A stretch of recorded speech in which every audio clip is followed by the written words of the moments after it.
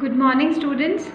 बेटा आज हम लोग ब्रांच अकाउंट को लेके स्टडी करेंगे। सबसे पहला आज ये फर्स्ट वीडियो है ब्रांच का, तो आज हम इसमें पहले basic concept of branch, objectives और उसकी मेथड्स देखेंगे। और यहाँ से जहाँ से मेथड स्टार्ट होती है यहाँ से आपका कंसंट्रेशन लेवल एकदम हाई होना चाहिए, क्योंकि हम मेथड्स कब कौन सी ले जाती है, सबकी अपनी अपनी मेथड्स के क्या यूजेस हैं, प्लस हम उसके फॉर्मेट देखेंगे कि मेथड के क्या क्या फॉर्मेट है और मेथड जैसे जैसे चेंज होती है तो हमारे फॉर्मेट में क्या डिफरेंस आता है। ठीक है। और इसके बाद का जो नेक्स्ट वीडियो होगा वो होगा हमारा स्टॉक डेटर मेथड पे, जो आपको बहुत ज़्यादा मुश्किल लगती है। तो आज का यदि आप जो पूरा वीडियो है लास्ट तक के देख लेंगे तो आपको कल के वीडियो में कोई प्रॉब्लम नहीं आएगी, क्योंकि हम आज उसके पहले की जितनी भी इम्पॉर्टेंट चीज़ें वो आज हम सारी डिस्कस कर लेंगे और कल हम उसी का एक प्रैक्टिकल क्वेश्चन लेके सॉल्व करेंगे। ओके, तो we will start from branch account. What is branch account? तो branch accounting is a system in which separate books of accounts are maintain for each branch. जैसे सपोज एक head office है, उसकी 4-5 branches हैं, तो head office will maintain each and every branch account separately. ठीक है। तो ब्रांच अकाउंटिंग क्या है? Just a system to find out what is the profit of each and every branch.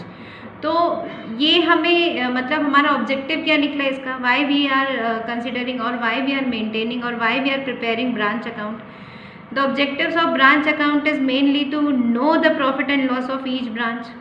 हाँ, हेड ऑफिस ये जानना चाहता है हर ब्रांच का कितना प्रॉफिट एंड लॉस है। तो to know the profit and loss of each branch. Second, to help in controlling branch we can easily control through head office by the maintaining of branch account. Actual financial position of business, यदि हमारा head office जो है वो अपनी यदि financial status जानना चाहता है तो वो सारे ब्रांचेस की जब अलग से रखेगा, अकाउंटिंग मेंटेन करेगा, तभी उसको अपनी खुद की फाइनेंशियल पोजीशन का एक्चुअल नॉलेज होगा।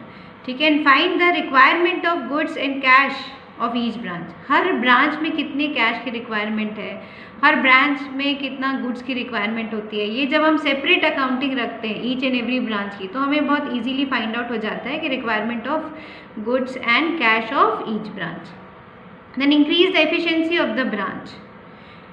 If we can control easily each and every branch, then definitely we can increase the efficiency of each and every branch. Controlling से क्या होता है, डायरेक्टली हमारी जो एफिशिएंसी है वो इम्प्रूव हो जाती है।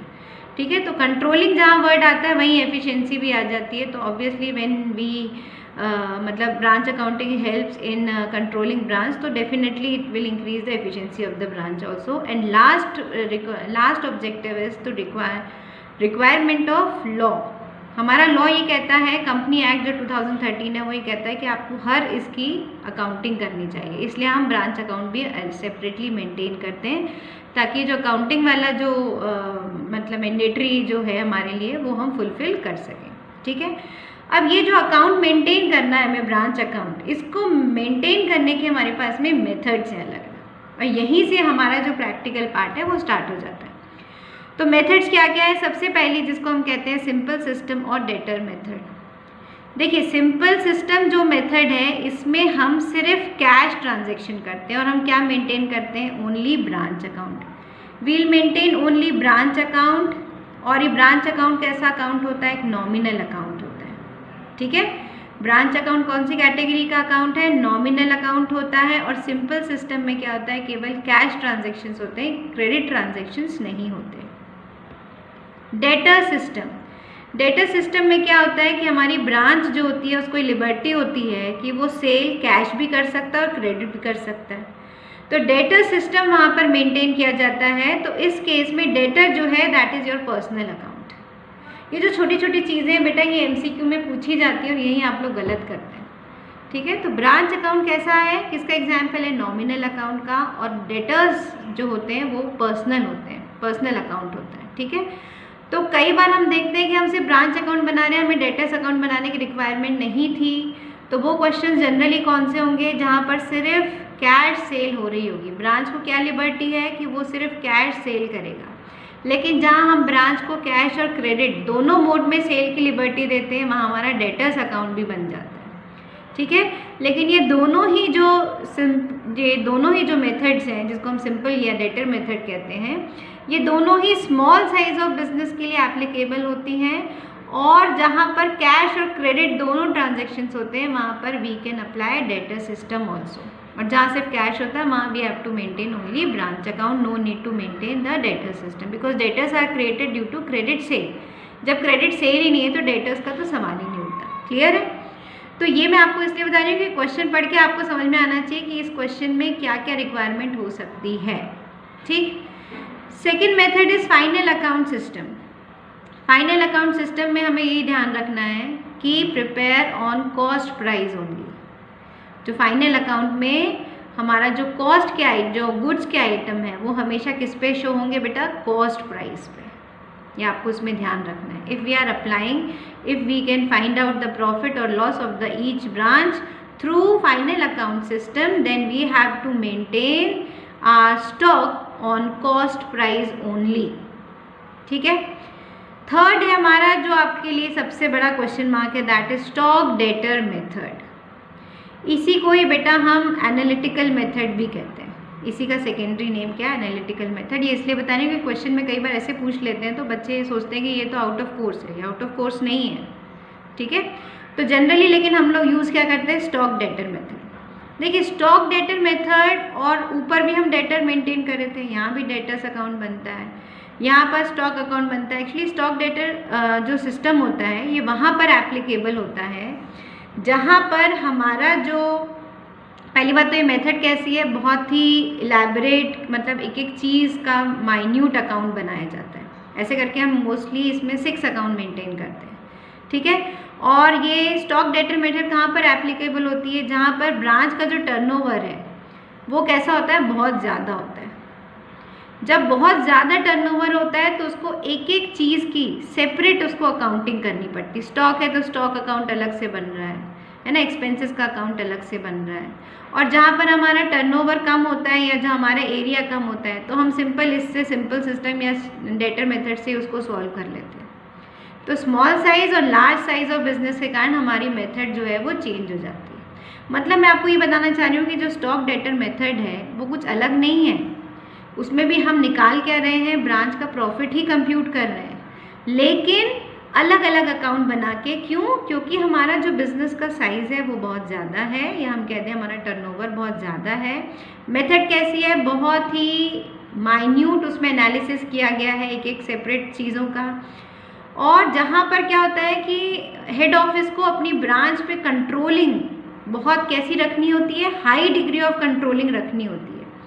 वहाँ पर वो इस मेथड को अप्लाई करता है। क्यों अप्लाई करता है? क्योंकि इसमें हम जब 6 अलग अलग अकाउंट्स मेंटेन करते हैं तो ऑब्वियसली हर अकाउंट का माइन्यूटली एनालिसिस किया जा सकता है। तो जहाँ पर कंट्रोलिंग बुक की ज़रूरत बहुत ज़्यादा हो या हाई डिग्री ऑफ कंट्रोलिंग हो, जहाँ हाई डिग्री ऑफ टर्नओवर हो, जहाँ पर एरिया बहुत बड़ा हो, तो हमें एक कैसे मेथड की ज़रूरत होती है? बहुत ही एनालिटिकल मेथड की ज़रूरत होती है, और इसलिए हम स्टॉक डेटर मेथड की तरफ जाते हैं। And last is your wholesale branch method. तो बेसिकली हमारे सिलेबस में बेटा कितनी मेथड्स हैं ब्रांच अकाउंट मेंटेन करने की? 4 मेथड्स। सबसे इजी है हमारी सिंपल सिस्टम, और we can say debtor method. Then final account system is also very easy, but इतना ध्यान रखना है कि फाइनल अकाउंट में हमारे को स्टॉक जो है वो कॉस्ट प्राइस पे शो करना है ऑलवेज। ठीक है। कभी भी इनवॉइस पे नहीं आएगा। अब ये इनवॉइस की क्या बात है? तो देखो आपको ये मैं बता दूं कि जैसे फॉर एग्जांपल ये हमारा क्या है? हेड ऑफिस है। हेड ऑफिस से हमारा जो ब्रांच है वो पूरी तरह से कंट्रोल्ड है। अब हेड ऑफिस क्या करता है? अपना जो मैन्युफैक्चरिंग है वो ब्रांच को सेंड करता है कि वो इस जगह से हमारा सेल करेगा। हेड ऑफिस खुद नहीं सेल कर रहा है, वो ब्रांच को भेज रहा है, और ब्रांच क्या कर रही है? अब गुड्स को सेल कर रही है। ठीक है। हम अलग अलग एरिया में ब्रांच क्यों ओपन करते हैं? ताकि हम अपने ज़्यादा मैक्सिमम कस्टमर्स को कवर कर सकें या हम उन्हें अपना गुड्स बेच सकें। ठीक है। तो इसलिए हम अलग अलग डिफरेंट ब्रांचेस खोलते हैं। इसका सबसे अच्छा एग्जांपल है जैसे अपन लोग बैंक यूज़ करते हैं, तो एक ही सिटी में हम देखते हैं कि जैसे अभी हम SBI के हमारे ही अपने सिटी में कितनी सारी ब्रांचेस हैं। क्यों है? ताकि हर एरिया का जो कस्टमर है वो उसको कन्वीनियंटली वो अपनी ब्रांच की फैसिलिटीज़ को यूटिलाइज़ कर सके या अवेल कर सके। ठीक है। तो हेड ऑफिस ने क्या किया? मैन्युफैक्चर किया गुड्स और ब्रांच को भेजा। अब ये जो गुड्स भेजा जा रहा है हेड ऑफिस से ब्रांच को, ये दो मोड में भेजा जा रहा है। एक तो है हमारा कॉस्ट प्राइस। कॉस्ट प्राइस का मतलब है, फॉर एग्जाम्पल यदि कोई गुड्स है, सपोज ये पेन है, ये पेन 10 रुपीज़ में हेड ऑफिस ने बनाया और 10 रुपीज़ में ही ब्रांच को सेंड कर दिया, तो हम क्या कहेंगे, goods send by head office to branch at cost price. अब ब्रांच डिसाइड करेगा कि इस पेन को 10 रुपये के पेन को 12 में बेचना है कि 15 में बेचना है, ठीक है। तो इस तरह से ब्रांच को क्या रिसीव हुआ, कॉस्ट प्राइस पे गुड्स रिसीव हुआ हेड ऑफिस से। दूसरा मोड क्या है बेटा हमारा, दूसरा मोड है कि हम गुड्स रिसीव कर रहे हैं किस पे, इनवॉइस प्राइस पे। इनवॉइस प्राइस का सिंपल सी बात है सेल्स प्राइस पे। मतलब यदि ये पेन यदि 10 रुपीज़ में बना और 15 रुपीज़ में सेल होना है, तो 15 रुपीज़ में ही अब ब्रांच ने रिसीव किया, 10 में रिसीव नहीं किया। 10 में रिसीव किया होता ब्रांच ने, तो ब्रांच बोलता कि I received goods on cost price. लेकिन जब वो 15 रुपीज़ में रिसीव कर रहा है हेड ऑफिस से, तो ब्रांच बोल रहा है कि I receive goods on invoice price और सेल्स प्राइस, ठीक है। दोनों ही केस में हेड ऑफिस से ब्रांच को गुड्स रिसीव हो रहा है, लेकिन दो अलग अलग केसेस हैं, ठीक है। इसके अलावा मैंने आपसे कहा कि ब्रांच के केस में यदि हम देखें, यदि हम ब्रांच का सेल का मोड देखें, तो इसके पास भी दो मोड ऑफ सेल हैं। कौन कौन से, एक तो कैश, दूसरा क्रेडिट। कोई हेड ऑफिस जो है वो ब्रांच को लिबर्टी देते हैं कि आप कैश मोड में सेल करें या क्रेडिट मोड में सेल करें, है ना। यदि हमें सिर्फ कैश मोड में रेस्ट्रिक्ट किया गया है, तो हम सिर्फ ब्रांच अकाउंट बनाएंगे, no need to maintain debtors account. Why, because no credit sales और नो डेटर्स। लेकिन जब क्रेडिट सेल की भी हमारे को परमिशन ग्रांटेड होगी, we can sell cash and credit both, then we have to maintain debtors account also, right. क्योंकि debtors से हमें क्या करना पड़ता है, मनी को रियलाइज करना पड़ता है। तो जब रियलाइज़ करने की बारी आती है या बात आती है, तो क्या होता है, पूरा पैसा एक बार में रियलाइज़ नहीं होता। ये हमारे नॉर्मल बिजनेस का रूल है। यदि हमने किसी को क्रेडिट सेल किया है, तो ज़रूरी नहीं है कि हमारा ईयर जब एंड हो रहा है तो हमने उससे पूरा रियलाइज़ कर लिया हो, कुछ ना कुछ बचा रह सकता है, ठीक है। तो उस केस में हम क्या मेंटेन करते हैं, डेटर्स अकाउंट। क्लियर है। मतलब डेटर्स अकाउंट कब बनेगा और कब नहीं बनेगा, ये ध्यान रहे। जब कैश है, सिर्फ कैश सेल है, तो डेटर्स अकाउंट की रिक्वायरमेंट नहीं है। जब क्रेडिट सेल है, तो डेटर्स अकाउंट बनेगा, ठीक है। दूसरी बात, जब हेड ऑफिस से ब्रांच को कॉस्ट प्राइस पे सामान बेचा जा रहा है, तो हमारा फॉर्मेट अलग है। और जब हेड ऑफिस से ब्रांच को इनवॉइस प्राइस पे गुड्स भेजा जा रहा है, तो हमारा फॉर्मेट में थोड़ा सा चेंज है। ये समझ में आ गया। अभी ब्रांच के ऑब्जेक्टिव क्या है, how many methods we are using, ये समझ में आ गया। अब हमारे एक्चुअल प्रैक्टिस पे, तो हमें सबसे पहले देखना है कि कॉस्ट प्राइस पे यदि गुड्स को सेंड किया जा रहा है from head office to branch, then what is the format of branch account. Okay, this is the simplest method of branch account. तो ब्रांच अकाउंट देखिए, फॉर्मेट ये रेडी है। Branch account in head office books. Head office अपनी books में एक एक branch का separate account बनाता है। क्यों बनाता है सेपरेट, ताकि उसे पता रहे कि कौन सी ब्रांच ज़्यादा प्रॉफिट अर्न कर रही है, कौन सी ब्रांच की कितनी गुड्स की रिक्वायरमेंट है, कितने कैश की रिक्वायरमेंट है, एक्सेट्रा एक्सेट्रा। ओके, तो अब हम देखते हैं कि ब्रांच अकाउंट एक्चुअली बनाते कैसे। ये ब्रांच अकाउंट क्यों बन रहा है, ये ब्रांच अकाउंट बन रहा है इस पर्टिकुलर ब्रांच का profit and loss find out करने के लिए। और इसका profit and loss find out करने में कौन सबसे ज़्यादा इंटरेस्टेड है, हेड ऑफिस। क्यों, क्योंकि हेड ऑफिस आपको गुड्स दे रहा है कि आप इसे बेचिए। आप सिर्फ अपने ब्रांच से गुड्स को बेच रहे हैं, कैश में या क्रेडिट में, और आप वो पूरा कैश किसको भेज रहे हैं, हेड ऑफिस को भेज रहे हैं। और हेड ऑफिस जब कैश रिसीव कर लेता है, तब पता करता है कि कितनी कॉस्ट का सामान बेचा, उसको बेचने के लिए वहाँ पर उसने क्या क्या खर्चे करे हैं और कितना कैश मिला है। तो जो डिफरेंस वैल्यू है, that is may be profit और loss of the branch. Clear. Now start the format. तो सबसे पहले ये मैंने आप लोगों को कहा, ये कौन सा अकाउंट है बेटा, branch account is a nominal account. Starting में बोला था, तो नॉमिनल अकाउंट है। तो हमारे नॉमिनल अकाउंट का रूल क्या है, पहले हम एक बार रिवाइज कर लें। नॉमिनल अकाउंट में डेबिट साइड में क्या आते हैं, all expenses and losses should be debited and all gains and all income should be credited in nominal account, ठीक है। अब देखिए, हेड ऑफिस, ये जो ब्रांच है, इसके पास जब ईयर शुरू हुआ तो इसके पास कुछ ना कुछ ओपनिंग बैलेंस था। किस किस चीज़ का? स्टॉक का। This is opening stock, this is opening debtors, है ना। साल खत्म होने तक कुछ डेटर्स से पैसा लेना रह गया तो those debtors are known as a opening debtors for this particular year. And some कुछ कैश का थोड़ा बहुत अमाउंट रह गया। ब्रांच के एक्सपेंसेस रन करने के लिए हेड ऑफिस जो है वो ब्रांच को कैश देता है, तो कुछ ना कुछ कैश बच जाता है। एक बार में उसने हेड ऑफिस से क्या कर लिया? कैश रिसीव कर लिया। अब वो अपने हिसाब, रिक्वायरमेंट के हिसाब से उसे यूज़ करेगा, तो हो सकता है कुछ ना कुछ कैश भी बचा हो उसके पास, ओपनिंग बैलेंस। तो जनरली क्वेश्चन में आप देखोगे आपको 3 ओपनिंग बैलेंस मिलेंगे, स्टॉक का ओपनिंग बैलेंस, डेटर्स का ओपनिंग बैलेंस और कैश का ओपनिंग बैलेंस। ठीक है, तो इन तीनों को हमने ओपनिंग बैलेंस में लिखा और इनका टोटल जो है वो अमाउंट में लिख दिया। अब और क्या हुआ? ब्रांच के पास क्या आया? गुड्स आया। कहाँ से आया? हेड ऑफिस से। क्यों आया? ताकि ब्रांच उसे सेल कर सके। ठीक है, अभी हम कौन सा केस ले रहे हैं कि हेड ऑफिस ब्रांच को कॉस्ट प्राइस पे सामान भेज रहा है, तो गुड्स सप्लाई टू ब्रांच, और we can say goods supply from head office.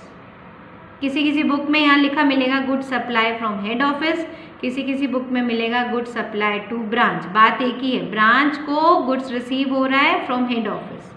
This is the amount of goods. ठीक, पहले से इतना स्टॉक था और इतना आ गया, कहाँ से? हेड ऑफिस से। ठीक है, इसके अलावा गुड्स के अलावा हेड ऑफिस आपको और क्या दे रहा है? गुड्स के अलावा हेड ऑफिस आपको कैश या बैंक के थ्रू पैसे दे रहा है। किस चीज़ के लिए? ये रनिंग एक्सपेंसेस पे करने के लिए। फॉर एग्जांपल आपके पास कुछ असिस्टेंट है तो यू हैव टू पे सम सैलरी ऑल्सो। यू हैव ये, इफ़ सपोज ये ब्रांच जो है वो रन हो रही है एक रेंटल प्रेमाइसेस में, तो यू हैव टू पे द लाइबिलिटी ऑफ टू पे द रेंट अमाउंट ऑल्सो। तो रेंट को पे करने के लिए, एक्सपेंसेस को पे करने के लिए आपको कैश मिल रहा है और अदर एक्सपेंसेस। तो जितने भी एक्सपेंसेस क्वेश्चन में गिवन होंगे उन सबको हम इनर कॉलम में लिखेंगे, उनका एग्रीगेट हम बाहर लिख देंगे। मतलब देखिए डेबिट में क्या आया? ओपनिंग बैलेंसेस, कितना गुड्स आया हेड ऑफिस से और कितना कैश था। अब आते हैं क्रेडिट साइड में। अब ब्रांच ने गुड्स रिसीव कर लिया, पैसा रिसीव कर लिया रनिंग एक्सपेंसेस के लिए। अब ब्रांच का क्या काम है? ब्रांच ओपन क्यों करी गई है? ताकि वो अपने उस आउटलेट से सेल करे प्रोडक्ट का। तो अब यहाँ पे प्रोडक्ट का सेल वो यदि एक ही मोड में करता है, कैश सेल में, तो हमें क्या मिलेगा? सिर्फ कैश सेल्स मिलेगा। मगर अभी मैंने आपको फॉर्मेट बताने के लिए दोनों लिए हैं, कैश कलेक्शन फ्रॉम डेटर्स। ये कब होगा? जब क्रेडिट सेल हो रहा होगा। ये एंट्री कब एग्जिस्ट करेगी? जब क्रेडिट सेल्स होगा। तो कैश सेल और क्रेडिट कलेक्शन फ्रॉम डेटर्स से जितना भी रिसीव हुआ वो सब हमने कहाँ लिख दिया? Credit side. उसके बाद में हम देखते हैं क्रेडिट साइड में कैश कलेक्शन लिखने के बाद goods send to head office. Suppose यहाँ पर हमने लिखा था goods supply to branch, branch को जितना सामान मिला था वो लिखा। सपोज हमने जितना भी सामान रिसीव किया उसमें से कुछ सामान फॉर एग्जांपल ख़राब हो गया है या ट्रांजिट के समय ख़राब हो गया है या जो भी है, हमारे को उतना सामान जो है वो हेड ऑफिस को रिटर्न करना है। तो रिटर्न देखिए, रिसीव किया था तो इधर, रिटर्न करेंगे तो ऑपोजिट आएगा। तो goods send to head office, return जितना भी कर रहे हैं इधर आ गया। अब देखिए हमने रिसीव जो किया, हमने कितना सेल कर दिया और हमने कितना रिटर्न कर दिया, और ऑब्वियसली क्या बचा होगा? Closing balance. तो क्लोजिंग बैलेंस जैसे ओपनिंग बैलेंस 3 चीज़ों के थे, स्टॉक का, डेटर का और कैश पेटी कैश का, तो ऐसे ही हमारे पास में इन तीनों के भी क्लोजिंग स्टॉक होंगे। तो हमने इन तीनों को अंदर लिखा और उनका एग्रीगेट बाहर आ गया। अब यदि बैलेंसिंग अमाउंट इधर आ रहा है तो this is known as a branch loss, और यदि बैलेंसिंग अमाउंट इधर आ रहा है तो this is known as a branch profit. Clear है? अब मैंने आपसे कहा यदि यहाँ पर ये कैश कलेक्शन फ्रॉम डेटर्स है तो ये कैसा सेल है? क्रेडिट सेल है। यदि क्रेडिट सेल है तो हो सकता है क्वेश्चन में वो आपको क्लोजिंग डेटर्स या कैश कलेक्शन कोई भी एक अमाउंट मिसिंग कर सकता है। तो मैंने आपको डेटर्स अकाउंट का भी फॉर्मेट बता रही हूँ। डेटर्स अकाउंट से रिलेटेड देखिए मैंने 4 जगह क्वेश्चन मार्क लगाए हैं। तो जनरली जो पैटर्न मैं देख रही हूँ कि क्वेश्चंस में ये 4 चीज़ें मिसिंग हो सकती हैं। कौन कौन सी 4 चीज़ें?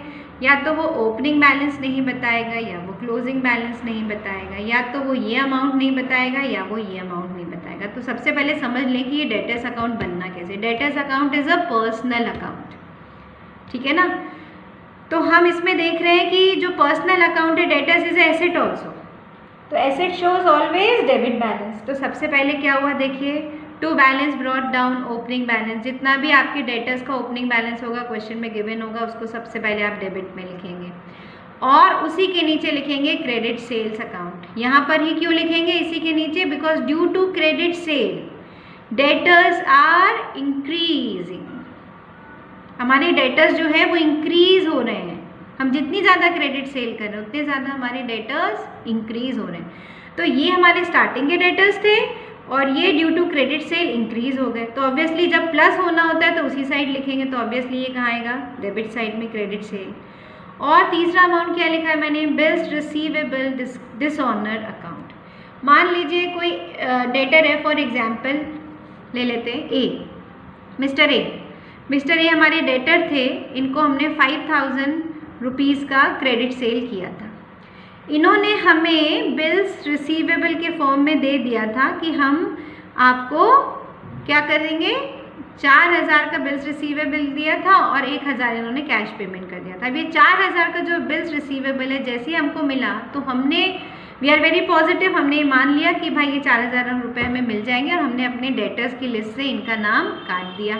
1000 कैश मिल गया, 4000 का बिल्स रिसीवेबल गया, सेटलमेंट हो गया। लेकिन जब इसको लगाने गए तो ये क्या हो गया, डिसऑनर हो गया। डिसऑनर हो गया मतलब कि इनके पास पैसे नहीं है इतने 4000 हमको देने के लिए, मतलब ये फिर से 4000 से क्या बन गए, डेटर्स बन गए। तो अगेन क्रिएशन ऑफ डेटर्स है, तो क्रिएशन ऑफ डेटर्स है ना कहीं डेटर्स फिर से इंक्रीज हो रहे हैं, फिर से बढ़ रहे हैं, तो ऑब्वियसली उसी साइड आएंगे। सो बिल्स रिसीवेबल डिसऑनर जितना रहेगा उतने से, और हम अपने डेटर्स मतलब डेबिट साइड में जो भी रीज़न है उससे हमारे डेटर्स इंक्रीज हो रहे हैं, प्लस हो रहे हैं। पहले से इतने थे, ड्यू टू क्रेडिट सेल इतने और बढ़ गए, ड्यू टू डिसऑनर इतने और बढ़ गए। ठीक है, अब क्रेडिट साइड में जो भी चीज़ें मैं लिख रही हूँ उन सब के कारण ऑब्वियसली क्रेडिट साइड है तो मतलब सब्सट्रैक्ट हो रहा है किससे, डेबिट से। तो इन सब के रीज़न कौन से होंगे जिसके कारण हमारे डेटर्स कम हो जाते हैं। तो डेटर्स कम होते हैं because of cash collection from debtors. Cash collection मतलब कैश रिसीव फ्रॉम डेटर्स। यदि हमें डेटर्स जैसे यहाँ पर 1000 मिल गया था तो 1000 से हमने अपने डेटर्स कम कर दिए। ठीक, फिर रिटर्न बाय कस्टमर, यदि हमारे डेटर ने जो हमारा क्रेडिट, जिसने हमारा क्रेडिट सेल करा था उसने यदि हमारा कुछ गुड्स वापस कर दिया तो वो उतने से कम हो गया। जैसे मान लीजिए मैंने किसी को ये 100 पेन बेचे, वो आके मुझे 20 पेन रिटर्न कर गया, तो अब वो कितने पेन के लिए डेटर्स है, ओनली 80 पेन्स के लिए। तो इसलिए जितना भी रिटर्न बाय कस्टमर होगा उससे डेटर्स कम होंगे, इसलिए हम इसको ऑपोजिट साइड लिखेंगे। फिर हम उनको डिस्काउंट यदि दे रहे हैं, हमको एक लालच दे रहे हैं, कैश डिस्काउंट अपन सब पढ़ चुके हैं। कैश डिस्काउंट क्या होता है, जो डेटर्स पेमेंट नहीं कर रहे होते उनको एक लालच दिया, उनको एक मोटिवेशन दिया जाता है कि भाई यदि आप पेमेंट कर देते हैं तो आपको इतना इतना डिस्काउंट मिल जाएगा। मगर डिस्काउंट में क्या हो रहा है, हमें कहीं ना कहीं कुछ कम पैसा मिल रहा है ना, कुछ अमाउंट जो है वो, जैसे हमने इसको लालच दिया भाई 4000 तुम्हारा बिल्स रिसीवेबल जो है वो डिसऑनर हो गया, यदि ये तुम कैश पेमेंट करते हो तो हम तुमसे सिर्फ 3500 ले लेंगे। तो कहीं ना कहीं 500 का 4000 की जगह हम उससे 3500 में सेटलमेंट कर रहे हैं, तो कहीं ना कहीं हमारा तो भाई लॉस हो गया ना, कितने का, 500 का। ये लॉस के कारण हमारे डेटर से जो पैसा मिलना था वो कम हो गया, तो वो भी सब्सट्रैक्ट होगा, तो वो भी यहाँ आ गया डिस्काउंट। देन बैड डेब्ट्स, मान लो पता चल जाए कि भाई ये तो इंसॉल्वेंट हो गया, ये जिसने 4000 का बिल्स रिसीवेबल दिया था ये इंसॉल्वेंट हो गया। अब वो कह रहा है कि ड्यू टू इंसॉल्वेंट मैं तो आपको सिर्फ 2000 रुपये दे सकता हूँ, तो 4000 की जगह सिर्फ 2000 मिले, तो 2000 का लॉस ड्यू टू बैड और डाउटफुल डेट भी हो सकता है, राइट। मतलब मैंने कहा ना ये सारे वो रीज़न है जिसके कारण हमारा पैसा कम होता जा रहा है। मिलना इतना था लेकिन बहुत सारे ऐसे रीज़न है कि 5000 की जगह कभी 2000 में सेटलमेंट हुआ, कभी 3500 में सेटलमेंट हुआ, तो जो जो का रीज़न से कम हुआ वो सब यहाँ। फिर बिल्स रिसीवेबल, मैंने कहा ना जैसे ही 4000 का बिल्स रिसीव हुआ हमने अपने डेटर्स को कम कर दिया, तो यदि रिसीव करते हैं तो भी कम कर देते हैं। अब जो बैलेंसिंग अमाउंट है that is your closing debtors. तो मे भी क्वेश्चन में क्लोजिंग डेटर्स, ज़्यादातर क्वेश्चंस में क्लोजिंग डेटर्स मिसिंग होते हैं जो कि हम डेटर्स अकाउंट बना के निकाल लेते हैं। कई बार cash collection from debtors is missing amount, और ये अमाउंट गिवन होता है तो हम यहाँ सारी एंट्रीज डाल देते हैं और जो बैलेंसिंग अमाउंट होता है दैट इज़ कैश रिसीव्ड और cash collection from debtors. Sometime opening debtors is also a balancing amount or unknown amount. So we have to fill all these and then balancing amount is known as a opening debtors. Sometime credit sale is missing. तो बाकी सारी entries डाल देंगे, जो भी balancing amount होगा that is your credit sales. Clear है? तो यदि इधर बैलेंसिंग अमाउंट आ रहे हैं तो वो या तो ओपनिंग डेटर्स का है या वो क्रेडिट सेल्स का है. और यदि इस साइड हमारे बैलेंसिंग अमाउंट आ रहे हैं तो ड्यू टू क्लोजिंग डेटर्स है और may be cash receive from debtors. ठीक है, ये समझ में आ गया. अब मैं आ रही हूँ इसके सेकेंड पार्ट.